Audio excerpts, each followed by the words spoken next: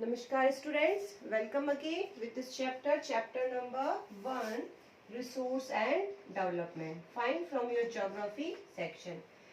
In this lecture I have already explained two parts according to your NCERT book. So let's revise and continue this chapter. First we have discussed about the resources. What is the definition of resources?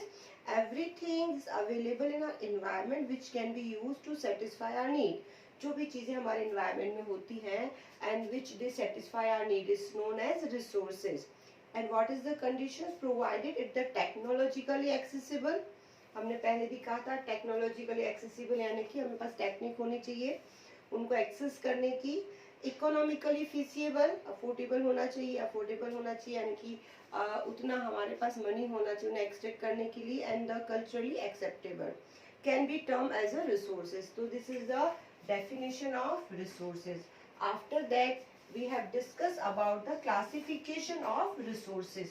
So mainly two types of resources are there, naturals and human. Fine.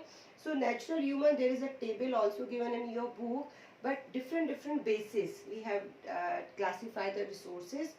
First basis was the biotic resources. Biotic resources on the basis of their origin. Fine. Four bases are there. Basis of the origin. Next was the basis of the exhaustibility. Third was the on the basis of ownership and on the basis of the status of the development, in which we have discussed. First was the on the basis of origin, biotic and abiotic, living and non-living resources. Next was the on the basis of exhaustibility. Exhaustibility means renewable and non-renewable, both kinds of resources are including these type of resources. Third was on the basis of ownership. Ownership, there were four types of divisions. First is individual, second was community, third was national, and fourth was international resources. Fine. Last was the on the basis of status of development, in which we have discussed about the stock, reserve, and the potential resources, all things which we have discussed. Next was the topic was the problems related to the resources. What problems we are facing related to the resources? So first problem is the depletions of resources due to the overutilizations. We all population are growing and we are overutilizing the resources. जरूरत से ज़्यादा हम उसको क्या कर रहे हैं? Overutilization of resources. So first problem. Second was the accumulations in the few hands. Resources are there, but some people have the more resources and some has no resources. So accumulations of the few hands and resources तो हैं, but वे कुछ ही लोगों के हाथों में है. It means आप यहाँ पे कह सकते कुछ तो रिच है और कुछ क्या है? पुअर है. ठीक है, तो ये डिफरेंसेस देखा गया रिसोर्सेज में. Third was the indiscriminate exploitations of resources resulting in the ecological imbalance.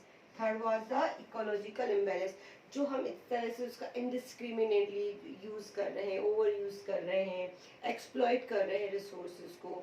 So these are the result of the ecological imbalance. Now what was the ecological imbalance में हमने किया था like the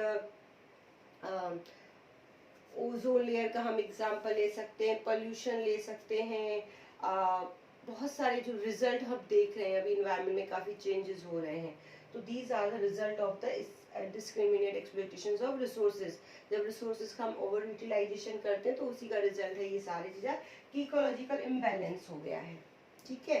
so these were the problems related to the resources.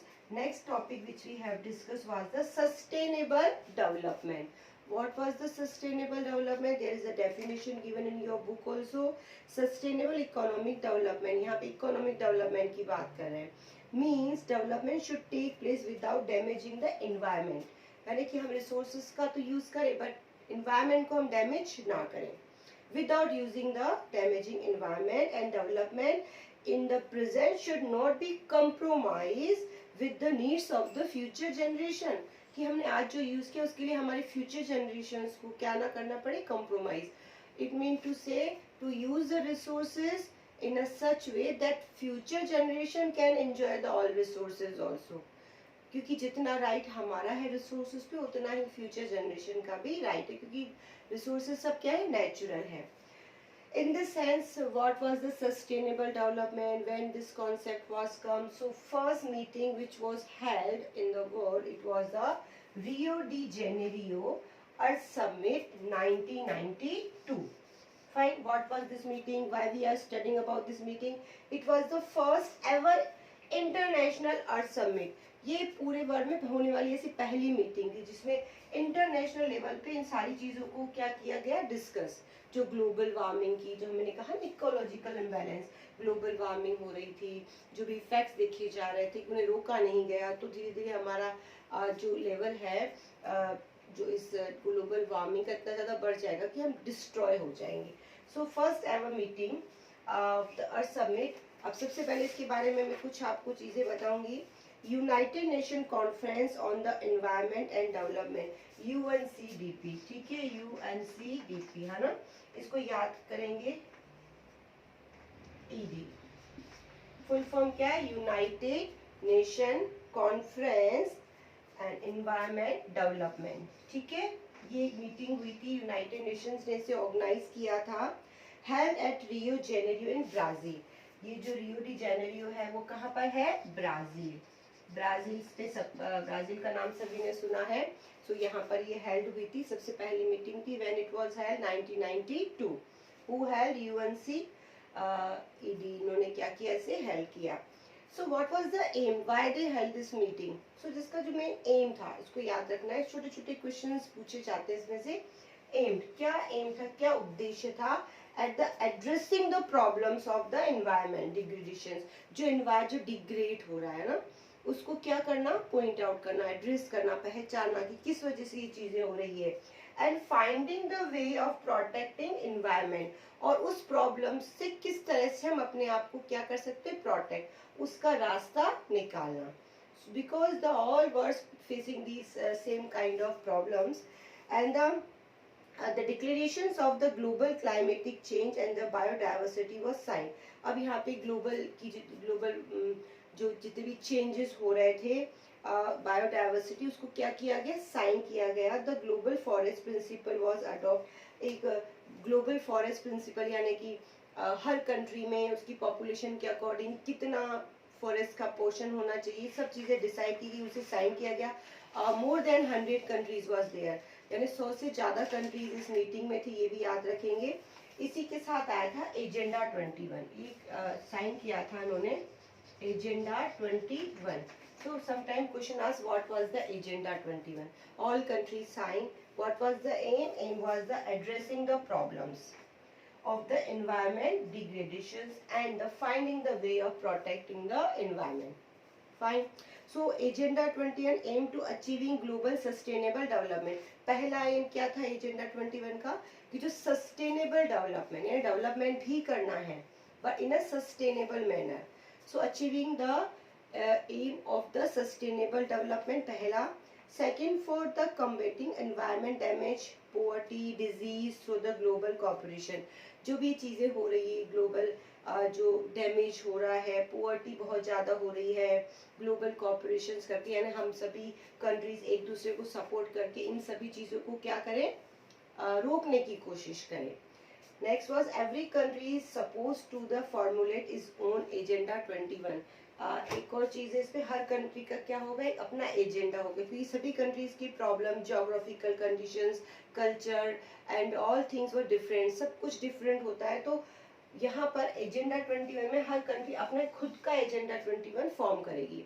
And in this agenda 21 the main work of the local government, यानी सबसे ज़्यादा powers किसको दिए गए, लोकल गवर्नमेंट को, कि वो अपने एरिया का क्या करेगी, एक एजेंडा बनाएगी, उसको फॉलो करेगी ताकि सस्टेनेबल डेवलपमेंट रहे और जो ग्लोबल जो हमारा लॉस हो रहा है, जो डिग्रेडेशन हो रहा है, रिसोर्सेज का हो रहा है, उससे प्रोटेक्ट किया जा सके. So it was about the Rio de Janeiro earth summit 1992 and agenda 21. Now we will continue this chapter. So next topic of your chapter is a resource planning. Resource planning. This is given your book, page number 4. There are 3 processes in which we plan the resources, we identify the resources. So first is resource planning is complex process with involve. अब जो resource planning होती है उसमें 3 चीजें involve होती हैं. First is identifications and the inventory of the resources across the region of the country. सबसे पहले तो क्या किया जाता है, रिसोर्स को आइडेंटिफाई किया जाता है, इन्वेंटरी यानी खोजा जाता है कि कितने रिसोर्सेज है, कहाँ पर अवेलेबल है. आइडेंटिफिकेशन सबसे पहला प्रोसेस है. सेकेंड देन उसके आइडेंटिफिकेशन के बाद दिस इन्वॉल्व द सर्वेइंग. अब ये किसके जरिए होता है, survey, mapping and the quantities and the qualities, estimations, measures of the resources. अब सबसे पहले तो क्या कर दिया, आइडेंटिफाई, है ना, आइडेंटिफाई किया रिसोर्सेज को, है ना, कि कहाँ पर है, कितनी मात्रा में. मैपिंग की, उसकी मैपिंग समझते हैं, यानी उसका मैप बनाया. उसके बाद उसका रिसर्च किया, कितनी क्वालिटी का, क्वांटिटी कितनी है उसकी, रिसोर्सेज की क्वालिटी कैसी है, ऑल एस्टिमेशंस इसमें आ गया है. देन ये तो हो गया फर्स्ट. उसके बाद जो सेकंड प्रोसेस है, it was the involving the planning structures in down with the appropriate technology, scale and the institutional setup for implementation resources development plan. Now उस रिसोर्स को किस तरह से एक्सट्रैक्ट किया जाएगा, किस तरह से उसको टेक्नोलॉजी कौन सी चाहिए, हमारे पास है या नहीं है उस रिसोर्सेज को बाहर निकालने की या उसको एक्सट्रैक्ट करने की. सो दूसरा यहाँ पे प्रोसेस था टेक्नोलॉजी, है ना, टेक्नोलॉजी यानी हमारे पास वो होनी चाहिए. आइडेंटिफिकेशन के बाद थर्ड में इसमें क्या आया है, the matching the resource development plan with the overall national development plan. अब डेवलपमेंट प्लान बनाए गए, ठीक है, आइडेंटिफाई होगी, मैपिंग हो गया, सर्वे हो गया, all things done. After that we find out the technology और प्लानिंग बनाई जाएगी, उसकी किस तरह से निकाला जाएगा. देन थर्ड जो लास्ट स्टेप है उसमें ये फाइंड आउट किया जाता है कि उस पर्टिकुलर रिसोर्स प्लान से पूरे नेशनल डेवलपमेंट पर कितना फर्क पड़ेगा, यानी उससे कितना फायदा या कितना डेवलपमेंट कंट्री को होगा. सो 3 प्रोसेस है किसके, रिसोर्स प्लानिंग के. ये एक क्वेश्चन पूछा जाता है.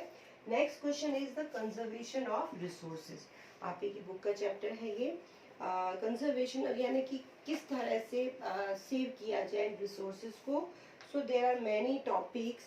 हर एक रिसोर्स जो हम पढ़ने वाले, लैंड है, वाटर है, सॉइल है, जितने भी resources which we are going to study, सब में कंजर्वेशन आएगा.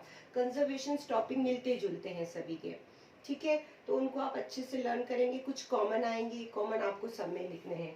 सो सबसे पहले conservation of resources. So resources are vital for any development activity. जो भी डेवलपमेंटल एक्टिविटीज होती है उसके लिए रिसोर्स बहुत विटल यानी बहुत इंपॉर्टेंट होते हैं. But the irrational consumptions and overutilization of resources may lead to the social, economical and the environmental problem. लेकिन वही बात आई, ओवर यूटिलाइजेशन की वजह से ये सारा बैलेंस बिगड़ रहा है. सो ओवरकम दीज प्रॉब्लम्स, इन सारी प्रॉब्लम से बाहर आने के लिए resources conservation is the various level is important. हर एक स्टेप पर क्या लेना चाहिए, रिसोर्स को उसका कंजर्वेशन बहुत जरूरी हो गया है. This has been main concern of the leaders and thinker in the past. हमारे पास में जितने भी लीडर्स थे उन्होंने भी यही चीजें की रिसोर्स के बारे में. फॉर एग्जाम्पल गांधी जी, यहाँ पे गांधी जी का भी क्वेश्चन आता है.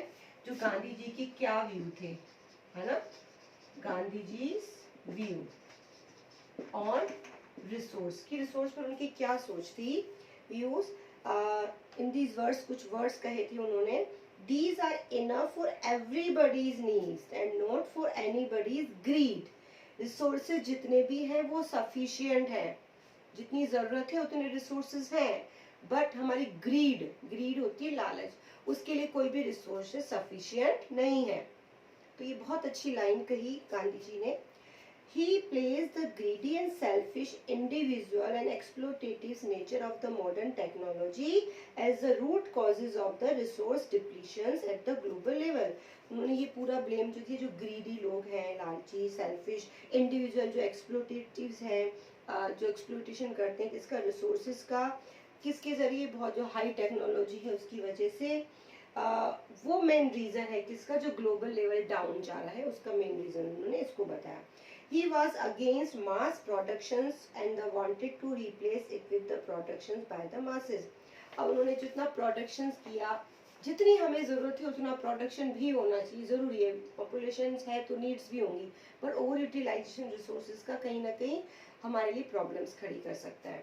इसके बाद है at the international level the Club of Rome advocated resources conservation for the first time in the more systematically way in 1968. पहला हमने रियो डी जेनेरियो का एग्जाम्पल पढ़ा है, दूसरा एग्जाम्पल आ रहा है रोम एडवोकेट की बात हो रही है इंटरनेशनल लेवल पे। फर्स्ट टाइम उन्होंने एक सिस्टमेटिकली वे बनाया।